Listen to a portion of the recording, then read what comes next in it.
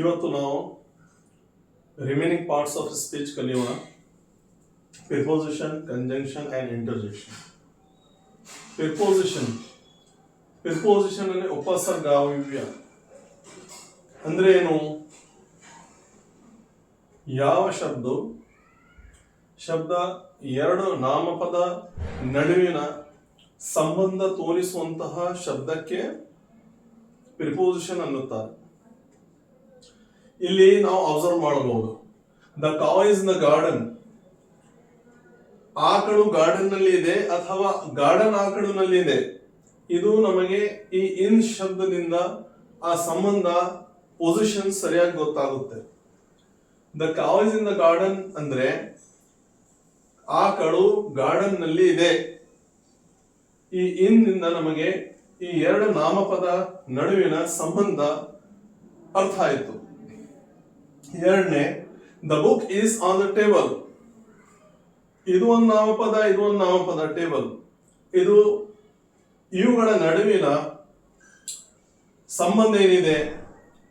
Book, table ಮೇಲೆ book ಇದೆ ಅಥವಾ ಟೇಬಲ್ ಬುಕ್ ಮೇಲೆ ಟೇಬಲ್ ಇದೆ.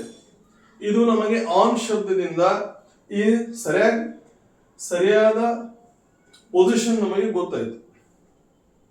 These two words are showing the exact relationship between these two nouns. It is called preposition. Preposition is a word which shows the relationship between two nouns in a sentence. Second, conjunction. Conjunction andre samyoga.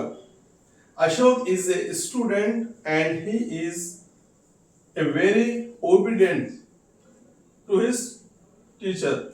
He is very obedient to his teacher. Ashok ಒಬ್ಬ ವಿದ್ಯಾರ್ಥಿ ಇದ್ದಾನೆ. ಅವನು ಅವರ teacher, ಶಿಕ್ಷಕರ ಆಜ್ಞೆದಾರಿದ್ದಾನೆ.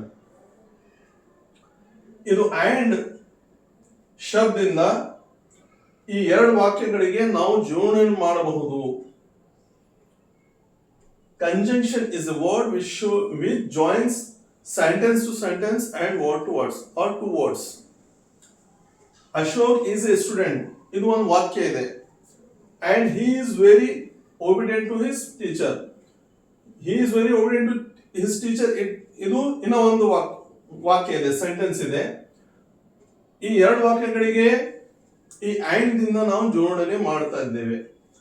ಇದಕ್ಕೆ the word which joins to sentence and word to word, it is called conjunction, samyoga.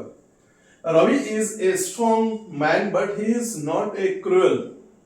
Ravi ಒಬ್ಬ ಶಕ್ತಿಶಾಲಿ ಮನುಷ್ಯ ಇದ್ದಾನೆ, ಆದರೆ ಅವನು ಯಾರ ಮೇಲೆ ದೌರ್ಜನ್ಯ ಮಾಡುವಂತಹ ವ್ಯಕ್ತಿ ಇಲ್ಲ.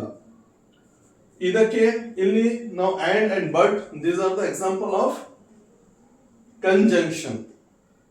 Next we will see what is interjection. And, but, while, hence, either, nor, or, neither, nor, these are the examples of conjunction.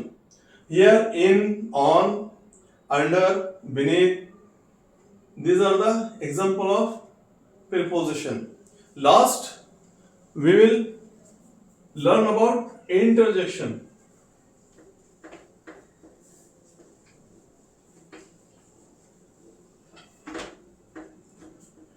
Interjection, last शब्द.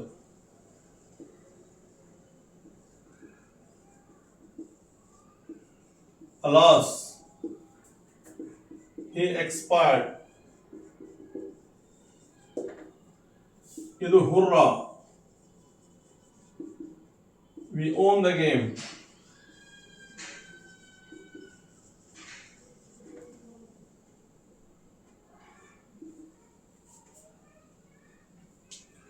Alas and hurrah. Definition: interjection is a word which shows the strong feelings or sudden feelings. Strong feeling or sudden feelings means ಆ ಸೂಚನೆ ನಮಗೆ ಬಂದ ತಕ್ಷಣವೇ ನಾವು ಬಹಳ ಆಶ್ಚರ್ಯದಲ್ಲಿ ಇರ್ತೇವೆ. ಅದಕ್ಕೆ ಅಲಾಸ್, ಯಾವ ದುಃಖ ವಿಷಯ ಇರುತ್ತೆ ಅದ್ರ ಜೊತೆ ನಾವು ಅಲಾಸ್ ಯೂಸ್ ಮಾಡುತ್ತೇವೆ. ಹುರ್ರಾ ಇದು ಖುಷಿ ಸಂದರ್ಭದಲ್ಲಿ ಇದು ಯೂಸ್ ಮಾಡುತ್ತೇವೆ. ಅಲಾಸ್ ಹಿ ಎಕ್ಸ್ಪೈರ್ಡ್, ಅಲಾಸ್ ಅವನು ಮರಣ ಹೊಂದಿದ್ದಾನೆ. ಇದು ಮರಣ ಹೊಂದಿದ ಮೇಲೆ ಹುರ್ರಾ ಹಿ ಎಕ್ಸ್ಪೈರ್ಡ್ ಅಂದ್ರೆ ನಮಗೆ ಅವರು ಪೂರ್ತಿ ಸಾಯಿಸ್ತಾರೆ. ಅರ್ಥ ಆಯ್ತು? ಈ ಶಬ್ದ ಜೊತೆ ಈ ವರ್ಡ್ ಜೊತೆ ನಾವು ಇದು ಯೂಸ್ ಮಾಡಬಾರ್ದು, ಈ ಸೆಂಟೆನ್ಸ್ ಜೊತೆ ಇದು ಯೂಸ್ ಮಾಡಬಾರ್ದು.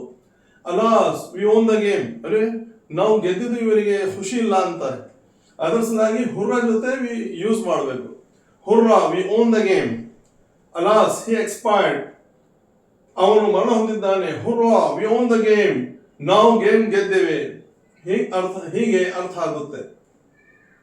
ಇದು interjection is a word which shows the strong feeling or sudden feelings. ಸುಖ ಮತ್ತು ದುಃಖದ ಭಾವನೆಗಳು ತೋರಿಸುವಂತಹ ಶಬ್ದಕ್ಕೆ ನಾವು ಇಂಟರ್ಜೆಕ್ಷನ್ ಅನ್ನುತ್ತೇವೆ. ಅರ್ಥ ಆಯ್ತು? ಇವತ್ತು ನಾವು ಪಾರ್ಟ್ಸ್ ಆಫ್ ಸ್ಪೀಚ್ ಕಂಪ್ಲೀಟ್ ಮಾಡಿದ್ದೇವೆ. ನೆಕ್ಸ್ಟ್ ನಾವು ಸೆಂಟೆನ್ಸ್ ಅಂಡ್ ಇಟ್ಸ್ ಟೈಪ್ಸ್ ನೋಡೋಣ. ಧನ್ಯವಾದಗಳು.